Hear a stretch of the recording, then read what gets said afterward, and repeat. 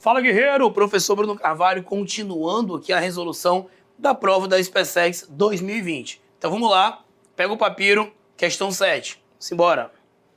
O desenho abaixo mostra um semicírculo associado a uma rampa, em que um objeto pontiforme de massa m é lançado do ponto X, e que inicialmente descreve uma trajetória circular de raio R e centro O. Se o módulo da força resultante quando o objeto passa em y é de raiz de 5 mg, sendo a distância de y até a superfície horizontal igual ao valor do raio R, então a altura máxima que ele atinge na rampa é... Aí ele pede para você desprezar forças dissipativas, né? Bem, essa questão, deixa eu ver se trouxe para cá. Trouxe. Vem aqui comigo. Essa questão é uma questão que eu pensei que seria anulada, né? Merecia aí um certo recurso. Porque o que acontece? O corpo, ele é lançado lá do ponto X. E ele é lançado. Então você aplica uma força e ele passa pelo ponto X com uma determinada energia cinética. E tem uma energia potencial gravitacional também, relativa ali à altura que ele vai estar, que é uma altura 2R, uma altura correspondente ao diâmetro do semicírculo. Mas ao final da questão você vai entender melhor porque eu pensei que essa questão seria anulada. Então vem aqui para o próximo slide. Veja bem, lá no ponto Y, quais são as forças que vão atuar aqui, ó? Eu tenho a força peso e eu tenho a força normal, que ela é perpendicular à superfície. Se eu tenho peso e normal, a minha força resultante ela é para cá, concorda?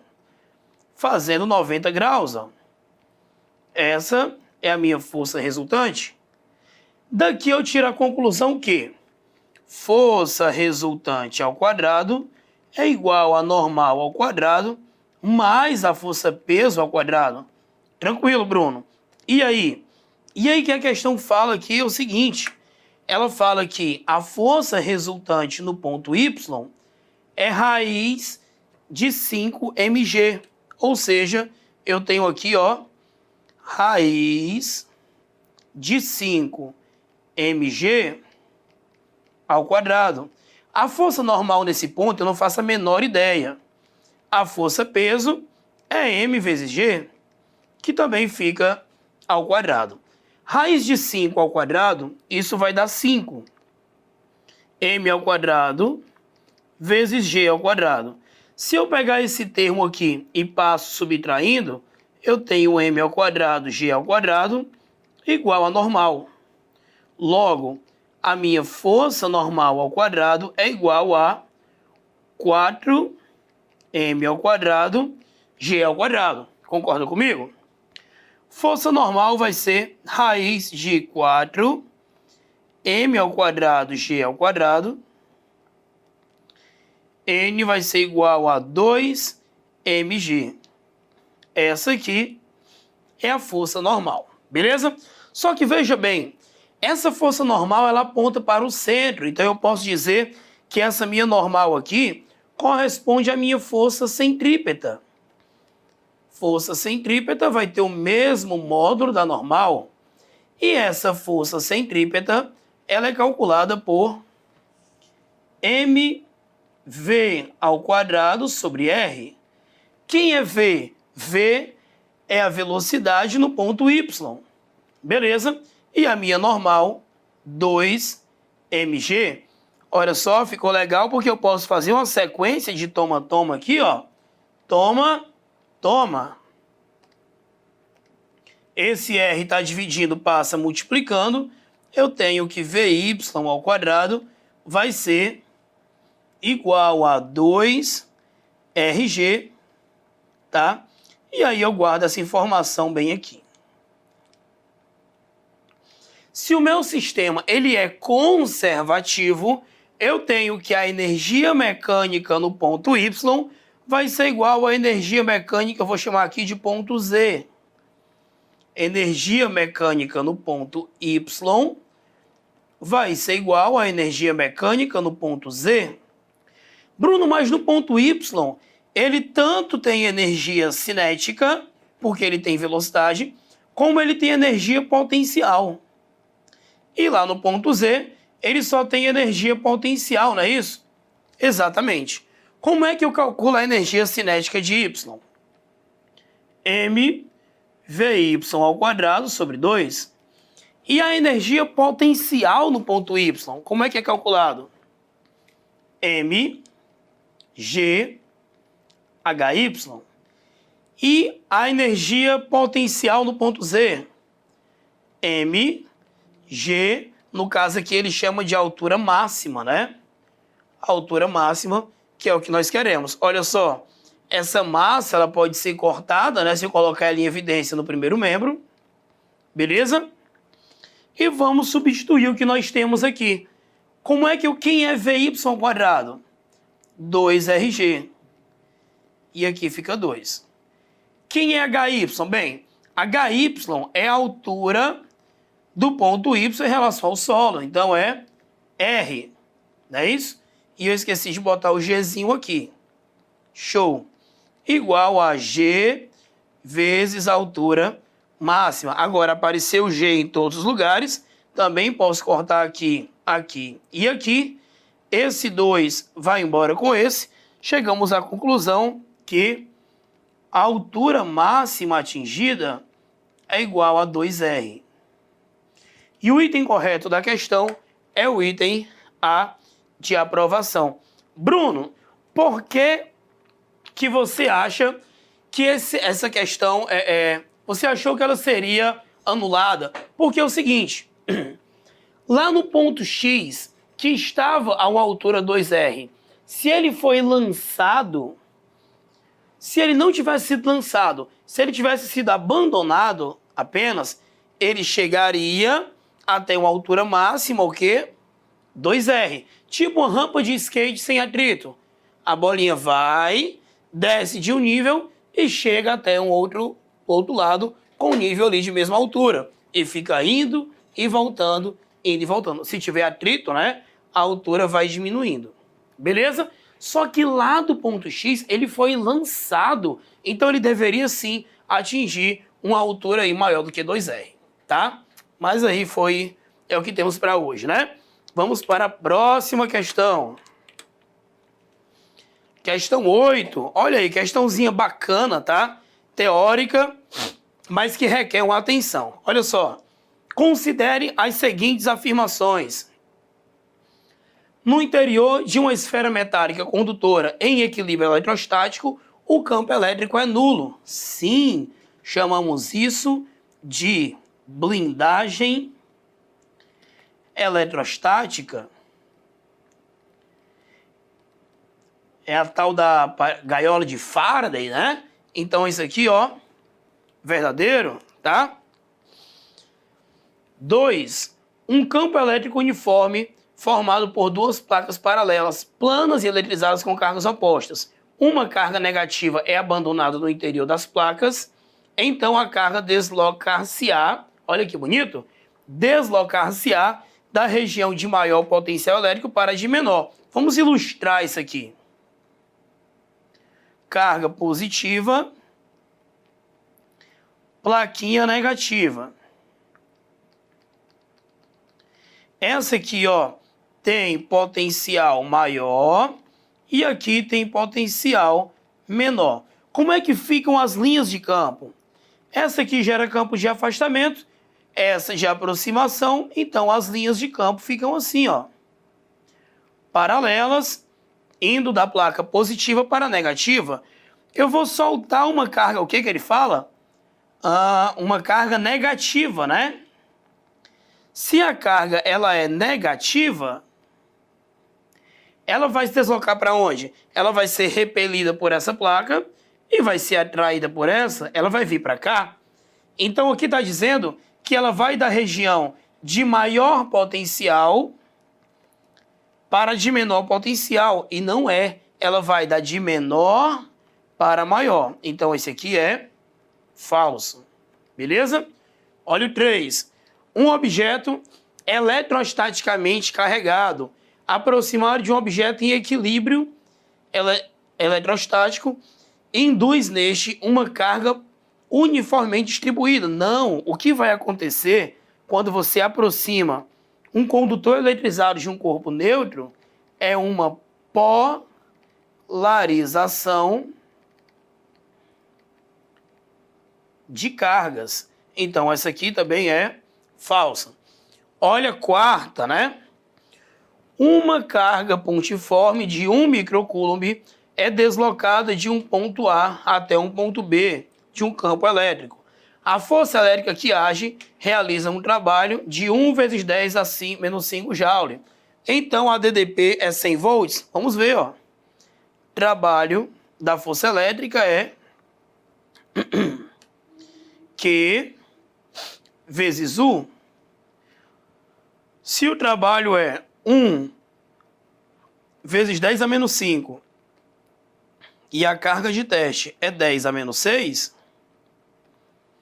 o seu U vai ser 10 a menos 5 dividido por 10 a menos 6. Isso aqui vai dar 10 elevado a 1, né? Repete a base, subtrai. Isso aqui vai dar 10 volts. Então, também é falso. Beleza? O item correto é o item A. Apenas a afirmação 1 é verdadeira. Todas as outras aí são falsas. Tranquilo? Vamos lá. Para cima que faltam ainda algumas questões interessantes. Nona questão. Acompanha que questão legal, ó. Isso é bacana. Um fio condutor KLM, sendo KL 8 metros, então daqui para cá, ó, tem 8 metros. Opa, deixa eu voltar aqui. Questão colocou aqui, ó, 8 metros. Deixa eu pegar aqui a borrachinha. Pronto. Apagou. Tá aqui, 8 metros. O trecho LM, tá aqui o trecho LM. Deixa eu só deixar mais gravadinho aqui, ó. M, L e K. Tem 6 metros. Está dobrado em um ângulo reto, tá? Inserido em um campo magnético uniforme de intensidade 0,4 Tesla. Esse fio está conectado a um circuito resistivo, em que é composto, né, por um gerador ideal de um DDP de 40 volts, tá aqui, e resistências R1, 8 ohms, R2, 12 ohms e R3, 24 ohms, conforme desenho abaixo. A intensidade da força resultante de origem magnética que atuará sobre o fio condutor no trecho KLM, ele quer saber a força magnética resultante nesse trecho aqui, ó. Questãozinha casca grossa, tá? Mas bem interessante.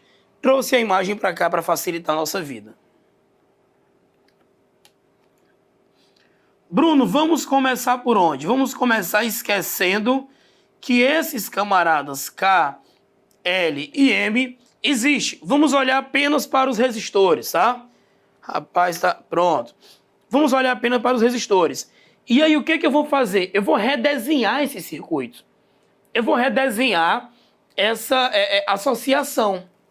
Por quê? Veja bem. Vai sair uma corrente elétrica daqui, uma corrente I, e ela vai chegar bem aqui nesse ponto, ó. Esse ponto, eu vou dizer que é um ponto de potencial elétrico A. Sempre que entre esse ponto e o outro ponto existir uma resistência, você tem uma diferença de potencial. Sempre que entre esse ponto e o outro ponto não tiver resistência, você vai ter ali o mesmo potencial elétrico. Então veja bem, se daqui para cá não tem uma resistência, então aqui já é um outro potencial. Eu vou dizer que é um potencial B. Se eu vier por aqui por cima, ó, entre esse ponto A e esse ponto aqui, tem alguma resistência? Não tem. Então eu vou dizer que esse ponto aqui tem o mesmo potencial elétrico desse aqui? A também. Seguindo o mesmo raciocínio, se eu venho pelo trecho de baixo, esse ponto aqui tem o mesmo potencial elétrico desse aqui. Então, esse aqui é B. Então, olha que interessante. Eu vou redesenhar esse circuito sem mudar nada nos valores, ó. Vai ficar um negócio mais ou menos assim. Aqui vai ser o meu potencial A. Aqui vai ser o meu potencial B. Olha só. Entre A e B eu tenho 8. Entre A e B eu tenho 12. Entre A e B eu tenho 24. Então eu digo que esses 3 resistores aqui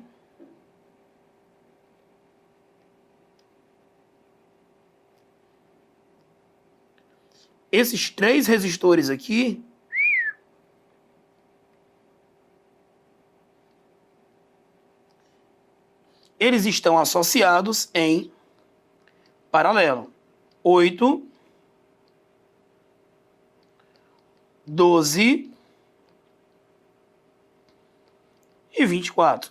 E aí estão ligados aqui, né? Numa fonte ali, numa bateria de 40 volts. Calma, a gente vai já voltar para o trecho lá que tem o campo magnético, beleza? Como é que eu calculo a resistência equivalente nesse trecho? Simples. 1 sobre R equivalente é igual a 1 sobre 8, mais 1 sobre 12, mais 1 sobre 24. Se você tira o MMC, tá? No segundo membro, você vai ver que vai dar 24, ó. Coloca com um traço maior. 24 por 8, 3. 3 vezes 1, 3. 24 por 12, 2. 24 por 24, 1. E aí você tem que 1 sobre R é igual a 24 sobre 8. Se você inverter aí, né? Não, 8 sobre 24, perdão. Se você fizer meio pelos extremos, vai encontrar que R é 24 sobre 8. R é igual a... deixa eu ver aqui se eu esqueci alguém. R vai ser... Não, aqui dá 6 lá em cima. 6. R aqui vai dar 4. Beleza? 4 ohms. Então essa galera todinha aqui, ó, equivale a um resistor de 4 ohms que está ligado a uma DDP de 40 volts. Então fica 40 igual a 4 vezes I vai ser igual a 10 amperes.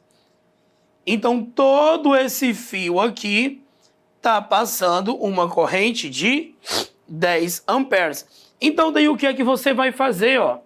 Eu vou calcular quanto é que dá a força magnética nesse trecho aqui. Como é que eu calculo? F igual a B bio vezes seno de θ. Não é assim? Deixa eu ver se ele te deu aqui as informações. Beleza, deu sim. Então vai ficar assim, ó. Bruno, como é que eu sei? Como é que eu sei a direção aí que vai ser a força? Usando aquela regra da mão espalmada, né? Você vai ter que o campo magnético aqui é entrando, beleza? Então, seu dedão aí vai representar o campo magnético, tá? E aí você vai encontrar uma força magnética para cá, ó, que vai ser esse F1. Se você fizer a mesma coisa aqui embaixo, nesse trecho LM, usando a regra da mão espalmada, você vai ter uma força para cá, F2. Então aqui vai ficar o seguinte, F1 vai ser o campo magnético, qual é o campo magnético? 0,4 Tesla, tá aqui. Beleza? A corrente elétrica, já encontramos, é 10. Esse trecho aqui, ó, tem 8 metros. Então, a minha força 1 vai ser 4 vezes 8, 32 2. Tá? Tranquilo? No caso aqui fica seno de 90, né? Seno de 90 é 1, então nem precisa, beleza? Porque o fio aí, ó, o fio, ele está perpendicular ao campo magnético, então o ângulo é 90. Vamos à força 2. B, 0,4. Corrente elétrica é a mesma, só que aqui são 6 metros, ó. Então o seu F2 vai ser 24, né? 24 newtons. E aí, como as forças magnéticas aqui, elas são perpendiculares, você faz teorema de Pitágoras, 32 ao quadrado mais 24 ao quadrado, você vai encontrar uma força magnética resultante de 40 newtons. E o item correto aí da tua questão é o item B de bola. Beleza? Tranquilão? Questãozinha interessante, né? Requer aí um cuidado especial. Vamos para a questão de número 10, tá? Nessa questão aqui, você vai fazer o seguinte. Você tem um trecho, ó. Você tem esse circuito onde ele fala assim: considere o circuito elétrico ABCD abaixo, que é formado por 4 resistores ômicos, R1 0,5, R2 1, R3 2 e R4 4 ohms. E 2 geradores ideais 1 e 2. Sabendo que a diferença de potencial entre os terminais do resistor R1 é 0, peraí, isso é bom, ó. A diferença de potencial nos terminais do resistor R1 é 0. Então, peraí. Se aqui é o potencial C e aqui é o potencial D, e não tem diferença de potencial, eu posso chamar esse potencial aqui de C também, tranquilamente, tá? E que o valor da DDP de E2 é 4 volts. Eu quero saber quanto é que vale aí a DDP E1. Deixa eu ver se eu botei isso para cá. Tá, vamos lá. Mais uma vez, nós vamos redesenhar esse circuito, tá? Vamos fazer o seguinte. Primeira coisa que você tem que ficar atento. Esse trecho aqui, ele faz uma lombadinha, ó. Essa lombadinha que ele faz significa que esse trecho não está em contato com esse trecho. Ele passa por cima, não tem nenhum contato. Então, o que é que eu vou fazer? Eu vou trazer essa parte aqui para baixo, para ficar melhor de trabalhar, fica melhor de visualizar as coisas. Então, vai ficar assim, ó. Vou botar bem aqui assim. B. Esse resistor R3, ó, 2 ohms. Bem aqui o potencial A. Um resistor bem aqui, 4 ohms. Bem aqui o potencial C, que chamar de C, chamar de D é a mesma coisa, tá? Então, tanto faz. Bem aqui eu tenho o resistor R2, ó, que é de quanto, hein? R2 é 1 ohm. Desce. Bem aqui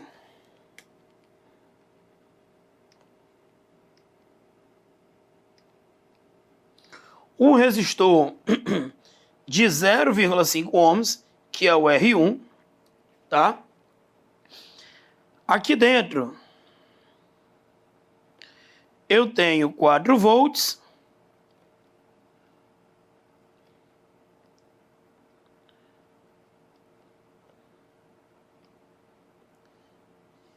E aqui fora que eu tirei, eu tenho o meu E1. Bem melhor de trabalhar, né? Então, o que que acontece aqui, ó? Como ele fala que o potencial C e D é o mesmo, significa, então, que esse trecho aqui é meio como se ele estivesse em curto, né? Então vamos analisar aqui o sentido da corrente. O que é que nós vamos ter aqui, ó? Vai sair uma corrente, troquei aqui os polos, né? Esse é o positivo para cá.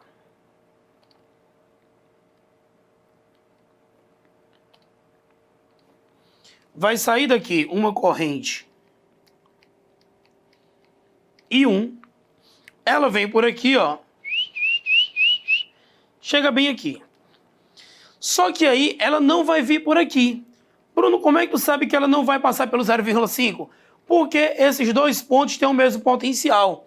Significa, então, que esse I1 vem integralmente para cá. Só que quando chega nesse outro nó aqui, ele já vai perceber que, opa, ali tem um nó, tem dois caminhos a percorrer, né? Eu vou me dividir aqui, ó, em I2 e para cá I3. Beleza? Aí esse 3 desce. Quando chega bem aqui, ele não vem para a direita, ele segue para cá, ó. I3, I3, e chega aqui, ó, se junta com o I2 e vira novamente o I1. Daqui, qual é a conclusão que nós temos? Vamos lá. Tiramos alguma conclusão. I1 é igual a I2 mais I3. Primeira conclusão que tiramos. Tranquilo? A outra conclusão, diferença de potencial CD é igual a 0. Já tinha comentado isso aqui. E aí, como é que eu vou calcular? Bem aqui, ó, a minha diferença de potencial de C até A. O CA, basta eu fazer a resistência vezes a corrente 1. Então, o CA vai ser igual a 4I1. Informação essa que eu vou guardar aqui, tá? Mas, veja bem, o que é que nós temos aqui, ó? Daqui para cá, a diferença de potencial no CA, e daqui para cá, a diferença de potencial também no CA, onde nós temos ali 4 volts, significa então que eu posso substituir esse CA por 4. E aí eu já encontro a minha corrente 1, que vai dar 1 ampere. Beleza? Encontrando a corrente 1, agora ficou maravilhoso, porque o que é que você vai fazer? Vai aplicar lei de Kirchhoff em cada malha dessa daqui. E aí, ó, usando lei de Kirchhoff nessas malhas aqui, você vai montar um sisteminha, vai encontrar as correntes I1, I2 e I3, vai encontrar que I2 vai dar menos 1, vai encontrar que I3 vai dar 2 amperes, tá? E aí, quando você for calcular aqui, o seu I1 é 1, vou botar bem aqui, basta você fazer o potencial C menos o potencial B,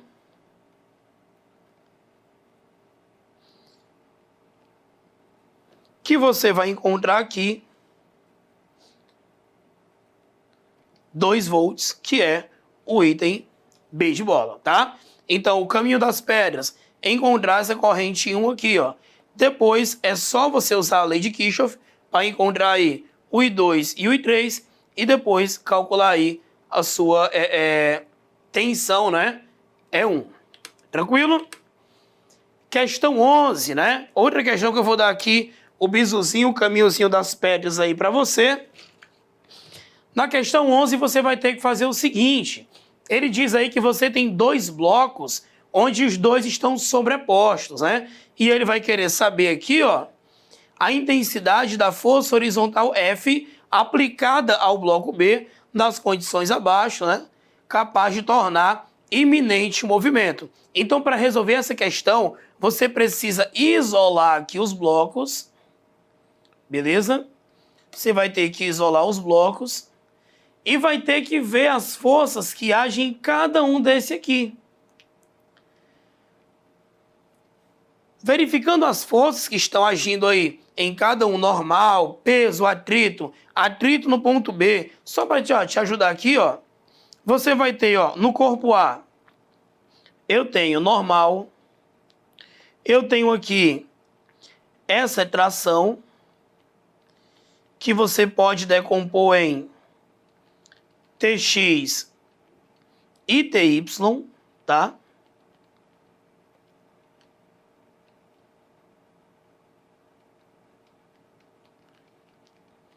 E Ty, eu vou ter aqui para baixo o peso de A, eu vou ter para cá uma força de atrito FAT, tranquilo? E aí você faz o mesmo esquema para o B. Analisando essas forças aí e montando os esqueminhas, você vai encontrar que essa força F é de 9 newtons. Item correto, item B. E a última questão da sua prova da SPSEC 2020 diz o seguinte.